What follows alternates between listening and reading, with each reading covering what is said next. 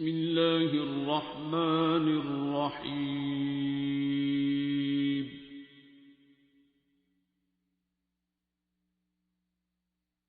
الرحمن. جو معاف کرنے کی جو آپ کی وہ ہے نا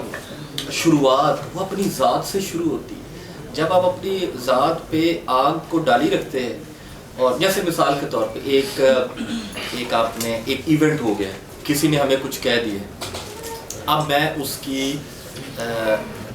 ایونٹ میں ری لیو کر رہا ہوں، اس میں جیے جا رہا ہوں. اس نے مجھے یہ کیوں کہا؟ وہ تو ایک لمحے کا ایونٹ ہوا، اس بیچارے نے، ہو سکتا ہے وہ بیچارہ نہ ہو، لیکن فرض کرے بیچارہ نکل آئے، وہ تو کہہ کے چلا گیا، یا اگر بیچارہ نہیں بھی ہے وہ چلا گیا. اب جو بقایا 2 دن ہے، اس میں اس ایونٹ میں ری لیو کرنے کا جو فیصلہ ہے وہ کس کا ہے؟ وہ ہمارا ہے نا. اس کے اضطراب کو اپنے اوپر اتاری رکھنے کا فیصلہ کس کا ہے؟ وہ ہمارا ہے. تو جب ہم لیٹ گو نہیں کرتے تو کس کو سزا دے رہے ہیں؟ ہم اپنی ذات کو دے رہے ہیں. اور سب سے زیادہ جو سزا ہمارے ہاتھوں کوئی پاتا ہے، وہ آپ غور کیجئے، وہ ہم خود ہی پا رہے ہیں. ایک تو یہ نا کہ کوئی ایونٹ ہو گیا تو ہم نے سزا دی ہے. جب اپنی زندگی بھی اس طرح گزارتے ہیں کہ میں یہ اس لیے کروں کہ فلاں کیا کہے گا یا وہ کیا کہے گا، تو ہم اپنی زندگی پھر اپنے ذات کو ویسے تو ایک معاشرت کے تقاضے میں اس کا ذکر نہیں کر رہا، لیکن جب آپ انسانوں کے ایونٹس اور اگلا نے کیا کہا یا کیا کہے گا، اور اس کی منفیت کو دل پہ اتار کے اپنی ذات کو تکلیف میں رکھتے ہیں، تو کس کو سزا دے رہے ہوتے ہیں؟ اپنی ذات کو دے رہے ہوتے ہیں. اور جب آپ اس کو نہیں چھوڑتے، اس کو لیٹ گو نہیں کرتے، تو آپ اس کو لیٹ گو نہیں کر سکتے کہ جس کی آپ کو تکلیف آئے. اور آپ غور کریں کہ اگر آپ کسی ایونٹ کو اپنے درون میں اس کو لیٹ گو کر دیتے ہیں، اپنی ذات کو معافی مل جاتی ہے، تو وہ جو بندہ ہے وہ تو اس کی معافی خود بخود ہو چکی ہوتی ہے. دیکھیے کسی کو معاف، کئی بندے کہتے ہوں گے کہ جی ہم نے معاف کر دیا ہوا ہے، لیکن اپنے درون میں اس کی آگ میں ہم جل رہے ہوتے ہیں پھر بھی. تو اگر اس کی آگ اس ایونٹ میں جل رہی ہے، تو وہ جو معافی کا کہ اجزاء ہیں، وہ شاید میری ناقص رائے ہے، وہ پورے نہیں ہوئے، کیونکہ آپ نے اپنے آپ کو معاف نہیں کر رکھا، وہ معاف نہیں ہوا. اس کا مطلب ہے کہ وہ سامنے آئے گا تو آپ نے مدبر ہونے کا فیصلہ کر رکھا ہے، بردباری کا فیصلہ کر رکھا ہے، لیکن معافی کا نہیں آپ نے فیصلہ کیا. آپ نے یہ کہ ہاں وہ آئے گا تو میں اس کو کچھ کہوں گا، میں خاموش بیٹھ جاؤں. مگر معافی نہیں ملی. معافی جب ملی ہے تو اس کا مطلب ہے کہ جیسے میری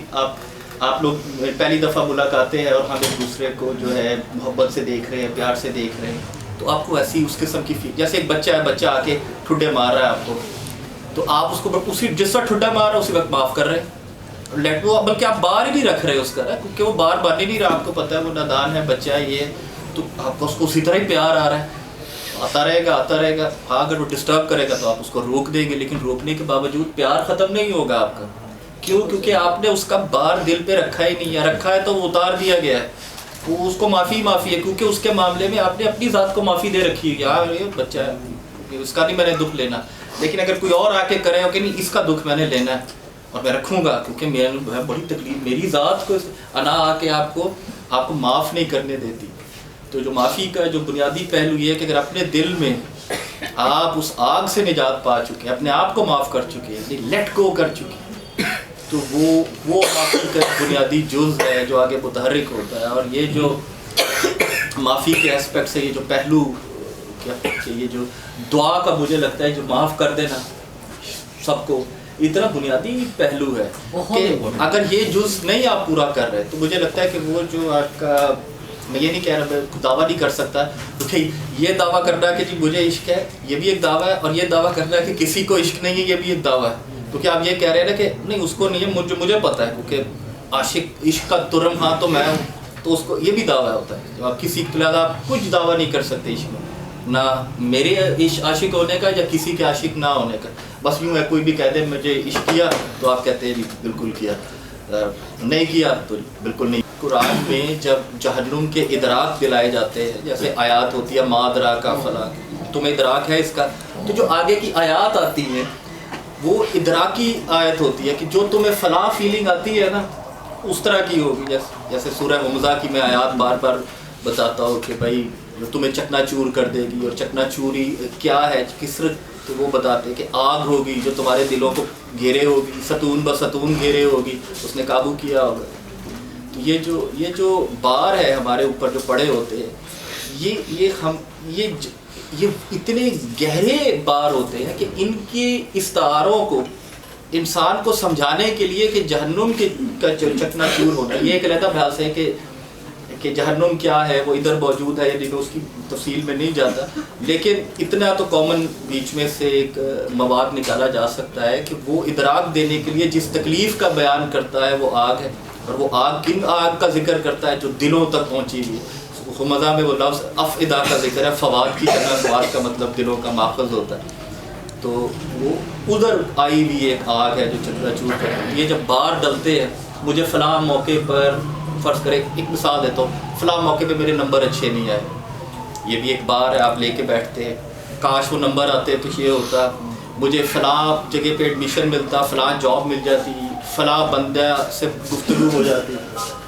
یہ سب بار ہے۔ یا فلاں نے مجھے اس طرح تیری آنکھوں سے کیوں دیکھا، تو اس کا ہی غصہ بڑے عرصے تک، کئی لوگوں کو میں نے دیکھا ہے سالہ سال وہ ایک تینگی کا جو نگاہ کے اوپر جو دل میں لیا ہوتا ہے وہ پالے بیٹھے ہوتے ہیں۔ ایک صاحب سے میری گفتگو ہوئی، انہوں نے پاکستان سے گئے ہوئے تھے، انہوں نے کہا میں پاکستان میں دفن ہی نہیں ہوں گا، یہ میری طرف سے پاکستان کے منہ پر ایک چپیڑ۔ تو یہ غصہ تھا، بس دل جلے، تو ان کو میں کوئی وہ نہیں کہا، دل جلے تو پاکستان پتہ نہیں کیا ان کے ساتھ ہوا ہوگا، چلے گئے ہوگے۔ لیکن میں نے ان کو یہی کہا کہ اگر آپ نہیں ہونا چاہتے دفن، کوئی مسئلہ نہیں، آپ کی مرضی ہے، لیکن اگر آپ کسی کی خاطر کسی کی پین کو اپنے دل میں، کسی کی پین کو دل میں رکھتے ہوئے اگر آپ پاکستان میں دفن نہیں ہو رہے، تو وہ جو بندہ ہے، اس کا مطلب ہے کہ اس نے آپ کے سینے میں جو نیزہ گاڑا ہے وہ آپ کے مرتے دم تک اس نے گاڑی رکھا ہے، جبکہ وہ اس نے نہیں گاڑا ہوا، اس بیچارے تو کچھ کر دیا، آپ نے گاڑ دیا اپنے سینے پہ اور آپ رکھے گئے ہوئے اس کا۔ اور دوسری بات جو ہم فیل کرتے، جی اس نے میرے ساتھ یہ کیا، میں نے تو اس کو منہ ہی نہیں لگایا، اس کو تو پتہ بھی نہیں ہوگا کہ آپ نے اس کو منہ نہیں لگایا، وہ آپ کو لگتا ہے کہ آپ نے منہ نہیں لگایا، اور آپ اس میں پھر جلن پھر بھی آ رہی ہوتی ہے، سکون نہیں ملتا جب آپ کہتے ہیں نا میں نے منہ نہیں لگایا، تو آگ پھر ابھر رہی ہوتی ہے۔ یہ بار رکھنے کا صرف ہماری ذات کے علاوہ کسی کو نقصان نہیں، صرف ہماری ذات ہے، جل رہی ہے، وہ دلوں پہ آگ ہے، ستون بستون ہے، اس کو جتنی جلدی لیٹ گو کریں۔ اور جو میں قبلہ ان کو بتا رہا تھا ایک ہفتے کو کہ جو بابا جی کے حوالے سے جو سب سے بنیادی پہلو دعا کا مجھے لگا کہ آپ یہ غور فرمائیے کہ انہوں نے کس موقع پر اس دعا کا استعمال ہو رہا تھا، کتنی ملامت وہ سمیٹے ہوئے تھے۔ شروع میں تو ہر کوئی ڈنڈے مار رہا ہے، گالیاں دے رہا ہے، تھانے میں جا رہے ہیں، عزتیں اچھل رہی ہیں، اور ایسی عزت اچھل رہی ہے کہ مطلب وہ اس معاشرے کے حوالے سے ایک جو سنگین اور حساس ترین پہلو ہے نا عزت کا، اس کے ساتھ نبرد آزمائیے، اس کو کتنا یکسو اور یکجا کرنا ہوتا ہوگا اپنے درون کے اجزاء کو اسبات کی طرف کہ وہ پھر سے کھڑا ہو جائے۔ مجھے ڈاکٹر صاحب بتا رہے تھے کہ 2-2.5 دہائیاں 80 میں آئے تھے صاحب ادھر بابا جی جو یہ 80 کی دہائی اور 2000 تک وہ یعنی کہ 2 دہائیاں جو ہے وہ تقریباً میرے خیال ہے 8 برس پڑھیں، لیکن ان کی جو کاوش ہے وہ کب تک؟ وہ تو 2005 تک جب جی ہاں مثال ہوا، جی ہاں، یہ بھی اتنی کاوش، فیبری جی 2005 یہ جو کاوش چلی ہے، اس میں ایک بندہ روزانہ ہی ملامت کھاتا ہے، روزانہ ہی ڈنڈے کھا رہا ہے، روزانہ ہی روز نامچے لکھ رہا ہے اپنے تھانوں میں۔ تو ذرا یہ غور فرمائیے کہ وہ دعا کو جب استعمال کرتا تھا تو وہ کیا اس کے جس جہت یا ڈائمینشن پہ وہ کرتا تھا، اگر وہ یہ دل پہ پالنا شروع کر دیتا کہ آج اس نے ڈنڈا مارا ہے، آج اس نے یہ کیا ہے، آج یہ ہوا ہے، وہ یہ کام کرتے، وہ تو انہی چیزوں میں لگے رہتے کہ اس نے یہ کیوں کر دیا۔ دل سے بار کو اتارنا اس دعا کا بہت اہم ترین پہلو ہے اور بنیادی جز ہے، یہ معافی دینا، تبھی وہ اجزاء مرکوز ہوتے ہیں اسبات کی طرف کہ آپ پھر آزاد رکھ سکیں اپنے دل کو، معاف کر سکیں وہ سکون اور اسبات۔ ورنہ جیسے میں آپ کو بتا رہا تھا اندر آگ لگی ہوتی ہے، جیسے وہ بندر کا بھی ہے، اس کو پتہ نہیں چل رہا اب جب بندہ قریب آ رہا ہے نا کہ اس نے تو مٹھی پکڑ رکھی ہے، چھوڑ دے بھائی اس کو، لیکن پتہ ہی نہیں اتنا پینک اتنا وہ اس کو جان ہی نہیں پاتا، لیکن وہ پالے ہوتے ہیں نا آگ، دکھ، تکلیف، مطلوب کو پانا ہے، فلاح کرنا ہے، اس نے یہ سارے اپنی بنیاد میں انضمام کر جاتے ہیں، یعنی کہ ضم ہو جاتے ہیں، یونائٹ کر جاتے ہیں اس پہلو میں کہ جی مجھے تو فلاح چاہیے، اور مجھے اگر نہیں ملا تو کیوں نہیں ملا، اور میں نے اس کو اپنے ساتھ اب اپنے بیگیج پہ لے کے چلنا ہے. تو میں تو بولتا اس میں بھولنا جو ہے نا یہ بڑا اچھا ہے کام. اتنے لوگ جلدی بھول جائے نا چیزیں، ہاں بار دل کا ہٹ جاتا ہے، تو بھولنا ایک بڑا اچھا پہلو ہے. کسی نے کہا کہ اصل لرننگ جو ہے نا وہ ڈی لرننگ کر پانا ہے، یعنی کہ آپ کا جو سیکھا گیا ہے نا یا جو آپ ایکسپیکٹ کرتے ہیں ریالٹی کو، وہی آپ کی عذاب بنا ہوتا ہے. جیسے حضرت علی سے منسوب ہے یا شاید داتا صاحب سے، یا انہوں نے حضرت علی سے ہی سن کے بتایا کہ العلم الحجاب الاکبر، جو آپ کے علم ہے نا یہی سب سے بڑا حجاب ہے. کیونکہ آپ سمجھتے ہیں مجھے پتہ چل گیا ریالٹی کا، یہ بندہ جو ہے نا یہ تو مطلب آپ کو نہیں کہہ رہا جو یہ جو بندہ ہے جو بھی جس کو مجھے پتہ چل گیا کہ یہ خراب ہے، بس آپ کو اب آپ نے اس کے اوپر حجاب قائم کر دیا، کیونکہ آپ نے کہا مجھے پتہ ہی چل چکا ہے. یہ آپشن کہ میں غلط ہو سکتا ہوں آپ نے ختم کر دیا، کیونکہ آپ نے اپنے جانے گئے کو علم کا درجہ دے دیا. تو جو ڈی لرن کر پانا ہے نا اپنے ایسپیکٹ جو آپ ریالٹی کو دیکھتے ہیں اس سے ڈیٹیچ کر پانا ہے، یہ سب سے بڑا ایسپیکٹ ہے کہ اگر آپ کو کر سکے. اور ایک جسٹ مجھے چیز یاد آئی، تشکر کا آپ نے جو بات کی تھی، میں یہ بتاتا چلوں کہ نیورو سائنس کی سائیکالوجی کی ایک ریسرچ ہوئی جو اس چیز کو ڈسکس کر رہی تھی کہ ہیپینیس اور گریٹیٹیوڈ، یعنی کہ خوشی، قرار اور تشکر، ان کا آپس میں کیا تعلق ہے. عموماً ہم یہ سمجھتے ہیں کہ ہمیں جب انعام ملتا ہے تو شکر گزاری آتی ہے، لیکن دلچسپ پہلو کیا ہے کہ اس ریسرچ میں یہ پتہ چلا کہ آپ تشکر پر ہوتے ہیں تو خوشی آتی ہے، اور اگر آپ تشکر پر ہی نہیں تو آپ کو خوشی ہی نہیں آئے گی، اور آپ جو سوچے بیٹھے کہ اس کے بعد مجھے شکر گزاری آنی ہے وہ نہیں آئے گی. لیکن اگر آپ پہلے تشکر پر ہیں تو اگر آپ تشکر پر ہیں تو خوشیاں ہی خوشی ہیں. اور تشکر کی مثال اس طرح بنتی ہے کہ ایک تشکر ہے لیکن ہم اظہار تشکر کو تشکر پہ استدلال کر بیٹھتے کہ جو اظہار ہے نا شکر کرنا یہی شاید تشکر ہے. لیکن جو تشکر ہے نا وہ آپ کا اپنی فطرت سلیم کے تحت اپنے اسبات پہ قائم رہنا ہے، کہ چاہے آندھی آئے، طوفان آئے، کوئی آپ کو ملامت کرے، جو آپ کے درون کا کریکٹر ہے نا، اس کی جو اسٹرینتھ ہے وہ آپ کو اسی طرح مینٹین رکھنی ہے جو آپ کی فطرت سلیم کے طور پہ خدا نے قائم. بابا جی کی مثال دیکھ لیں، کس طرح ان کو سب کوئی کہہ رہے کیا کوئی آپ نے متزلزل ہوتے ہوئے دیکھی ان کی شکل اسی طرح کھڑی ہے. اس کی مثال کشتی کے طور پہ بعض کر دی جاتی ہے کہ جیسے کشتی ہے، رکے پانی پہ بھی کشتی ہے، موجوں پہ بھی کشتی ہے، تھپیڑے پڑ رہے ہیں تب بھی کشتی ہے، اس کے لکڑی کے حصے اکھڑ جائیں موج سے تب بھی وہ کشتی ہے، ڈوبتی بھی کشتی کی طرح ہے، اور نیچے جا کے تہ میں بیٹھتی بھی کشتی کی طرح. یعنی کہ کبھی اس نے کشتی ہونا نہیں چھوڑا. اور جب وہ نیچے ڈی کمپوز ہو جائے اور آثار قدیمہ والے آئیں تو وہ بھی یہ کہتے ہیں کہ جی یہاں پر کشتی تھی.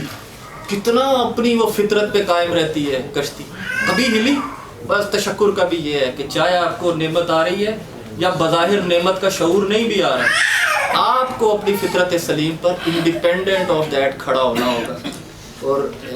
یہ خاص طور پہ سورہ عادیات اس حوالے سے مجھے اتنا لطف دیتی ہے، اس پہ جو اللہ تعالیٰ نے پہلے 5 آیات بیان کی ہے نا، اور اس میں شکر کا ذکر کیا ہے گھوڑے کی ایک مثال دے کے. اور اس آیات کو آپ پڑھیں تو ویسے وہ جو انداز بیان ہے نا قرآن کا، وہ اتنا، اس کی پہلی 5 آیات دیکھیں نا تو میں ان پہلی 4 آیات کو نا اس کا مفہوم ایک ہی لائن میں بتاؤں گا. وہ اللہ تعالیٰ فرماتے ہیں کہ مجاہدوں کے زیر پا دشمن کی طرف ہانپتے دوڑتے نتنوں سے سانس نکالتے گھوڑوں کی پتھروں پہ پڑتی ہوئی ٹاپوں کی، ان کی سموں کے پتھروں پہ پڑتی ہوئی ٹاپوں سے نکلتی چنگاریوں کی قسم. یا شاید گھوڑوں کی قسم ہے، چنگاریوں کا بعد میں ذکر، لیکن آپ امیجن کریں کیسی منظر کشی ہے کہ وہ جو گھوڑے بھاگتے ہیں نا ان کے نتنوں میں سے وہ سانس نکلتا ہے، اور ان کے جو سم، وہ جو لوہے کا اسے سم کہتے ہیں، اس کی ٹاپ پڑتی ہے پتھر پہ، جو چنگاری نکلتی ہے نا، اس کی منظر کشی کی ہے کہ ان گھوڑوں کی قسم جو دشمن کی طرف لپکتے ہیں. یا اسی طرح ہانپتے دوڑتے پھنکارتے گھوڑوں کی قسم. پھر آگے مختلف ہے سمو چنگاری، جب ان کے سموں کی ٹاپوں سے چنگاریاں نکلیں، جب وہ دشمن پہ دھاوا بول دیتے.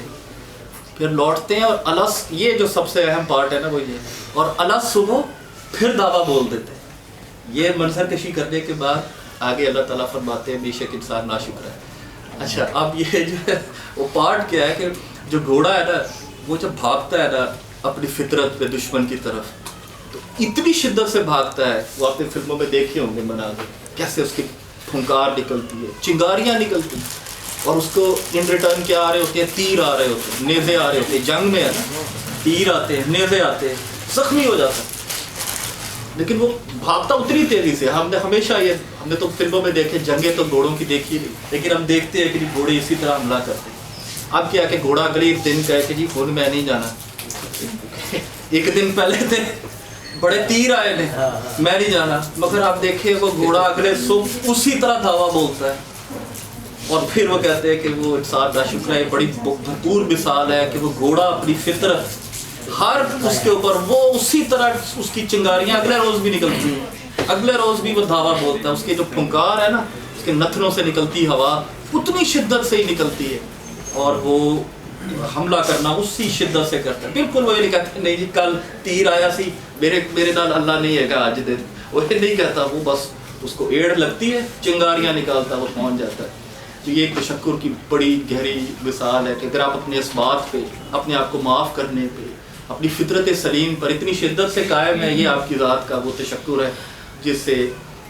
میری ناقص رائے ہے، میں کوئی یہ ناقص رائے کہ جو آپ کو خوشی لاتا ہے، اور جو یہ سائیکالوجی کی ریسرچ میں بھی اس طرح ہوا کہ اٹس یور گریٹیٹیوڈ، کہ جس کے نتیجے میں خوشی آتی ہے، نہ کہ یور ہیپینس کہ جس کی وجہ سے آپ کو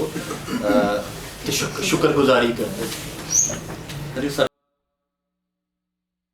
علم القرآن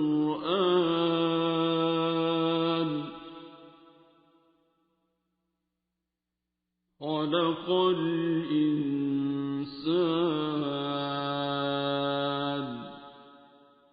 علمه البيان